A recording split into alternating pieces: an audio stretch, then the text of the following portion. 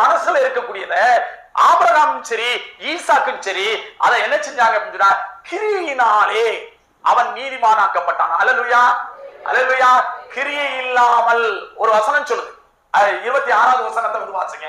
கிரி அப்படியே ஆவி இல்லாத சரீரம் செத்ததா இருக்கிறது போல கிரியை இல்லாத விசுவாசம் செத்தது.